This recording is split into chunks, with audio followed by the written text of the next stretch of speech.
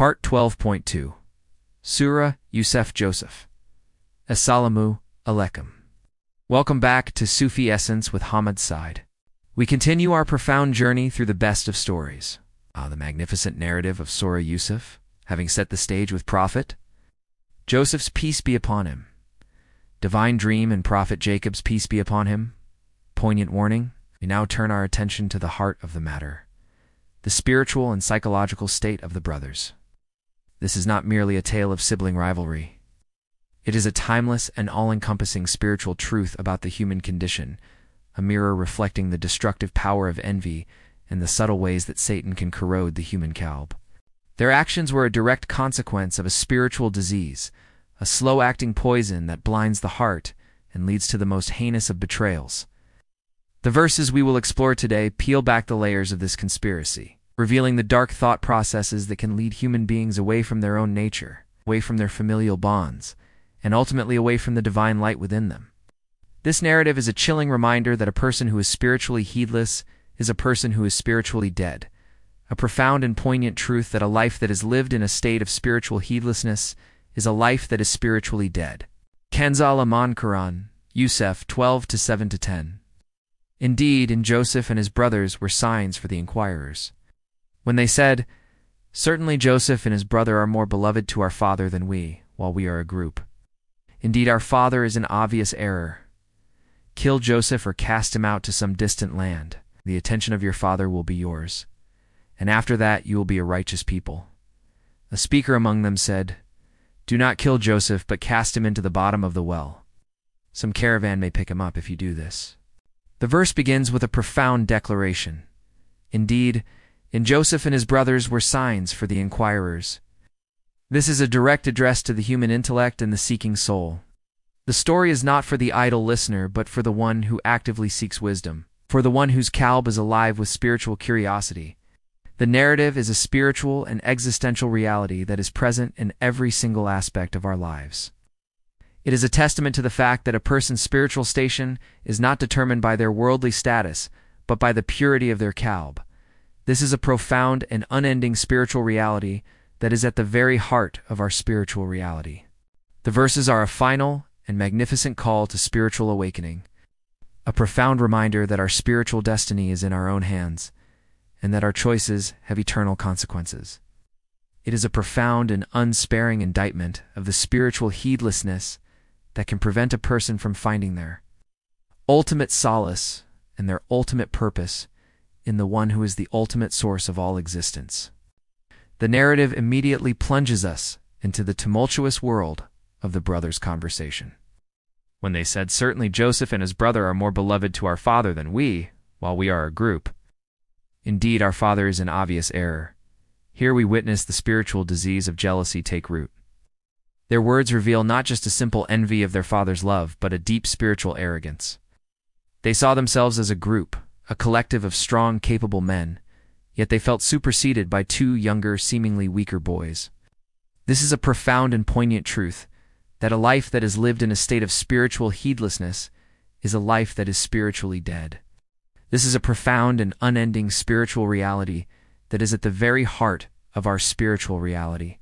They judged their father's love based on their own flawed standards of worldly power and numerical strength, failing to see the deeper spiritual reality that the prophet's love was a divine instinct, a profound and unending spiritual reality that is at the very heart of our spiritual reality.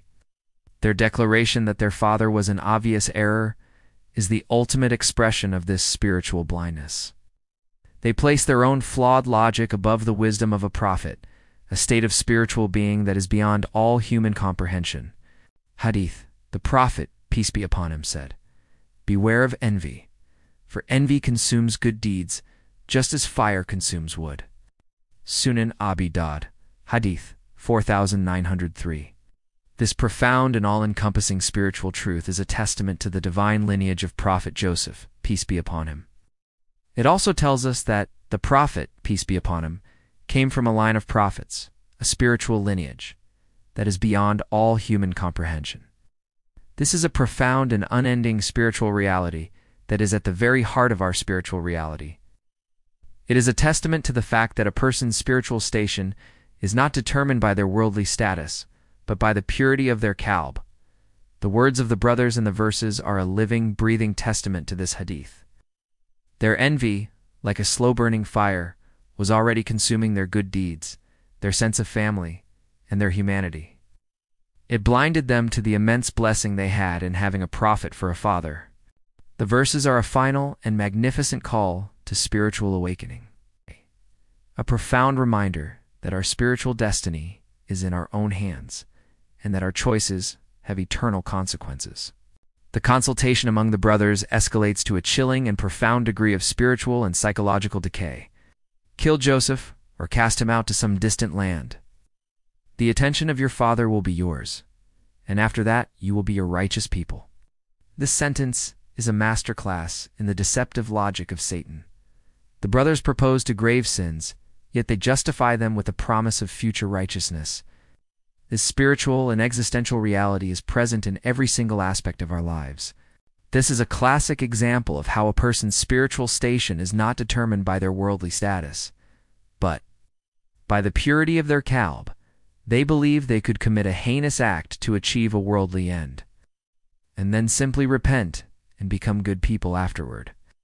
This is the ultimate expression of spiritual delusion. They failed to understand that an act of murder or abandonment leaves an indelible stain on the qalb, a profound and unending spiritual reality that is at the very heart of our spiritual reality. They were planning to cut off a divine branch and then convince themselves that they were doing something good. This is the very essence of spiritual corruption. The narrative continues, revealing a flicker of light in the midst of the darkness. A speaker among them said, "Do not kill Joseph, but cast him into the bottom of the well. Some caravan may pick him up if you do this." This is a crucial moment in the story, a profound and all-encompassing spiritual truth about the power of the divine command. It is a testament to the fact that even in the midst of profound and unending spiritual corruption, a flicker of humanity can remain. The one brother, though still complicit in a grave act, could not bring himself to assent to murder. He offered a less cruel alternative, believing that Joseph, peace be upon him, might be found by a passing caravan. It's a spiritual reality that is present in every single aspect of our lives. This single voice of dissent, though born of a flawed intention, was the very instrument through which Allah's grand design would unfold.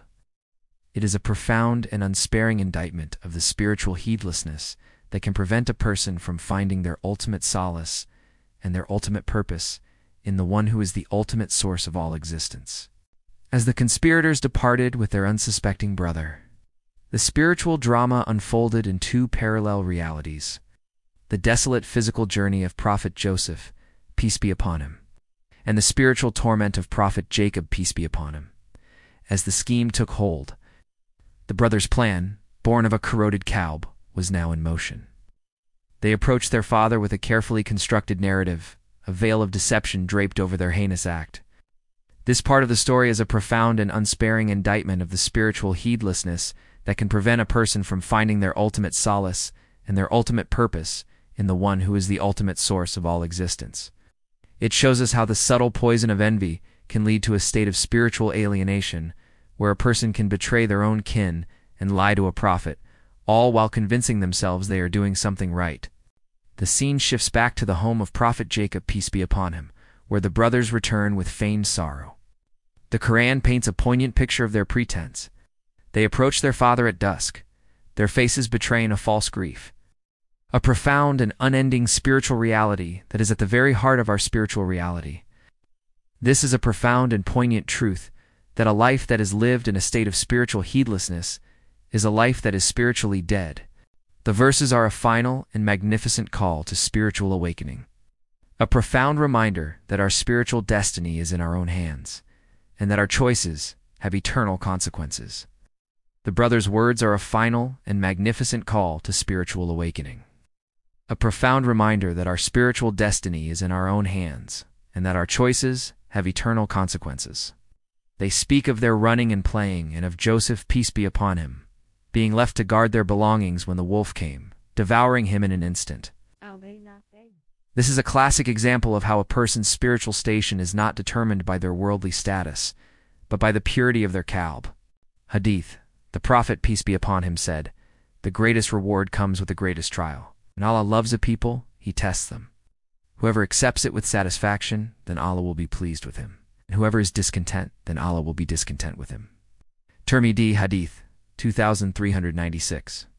This hadith is a perfect spiritual lens through which to view Prophet Jacob's peace be upon him. Reaction: he did not succumb to worldly despair or lash out in anger. Instead, his grief was a form of profound and unending surrender, a state of fana, where his own self was annihilated in the face of divine will. His tears were not of a loss of a son, but a yearning for a profound and unending communion with the one who is the ultimate source of all existence. His words, rather, "Your souls have enticed you to a matter, so patience is most fitting. And Allah is the one sought for help against that which you describe," are a testament to his spiritual fortitude and his unwavering trust in Allah. This is a profound and all-encompassing spiritual truth that is at the very heart of our spiritual reality. He saw through their deceit instantly, not through worldly knowledge, but through the divine light of prophecy that resided in his Qalb. The brother's lie was flimsy, a profound and unending spiritual reality that is at the very heart of our spiritual reality. They returned with Prophet Joseph's peace be upon him shirt, smeared with false blood, a profound and unending spiritual reality that is at the very heart of our spiritual reality. But the shirt was not torn, a testament to the divine will that is at the very heart of our spiritual reality. This is a powerful sign for those who are spiritually blind, a profound and poignant truth that a life that is lived in a state of spiritual heedlessness is a life that is spiritually dead.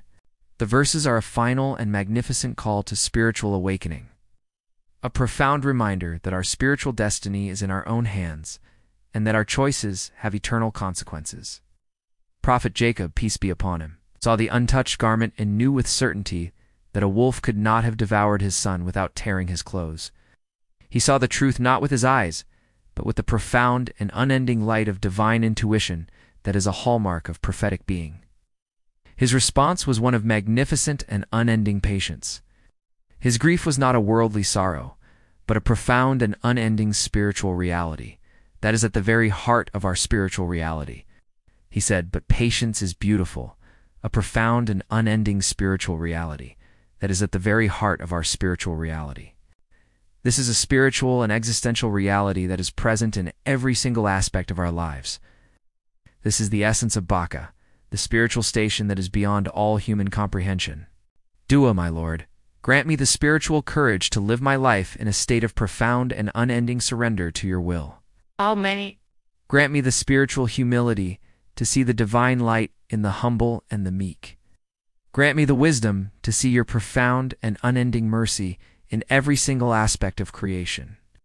Grant me the spiritual strength to live my life in a state of profound and unending patience, and grant me a final abode in your presence, where all worldly sorrow is replaced by an eternal and unending communion with you, O ArRahman and ArRaheem.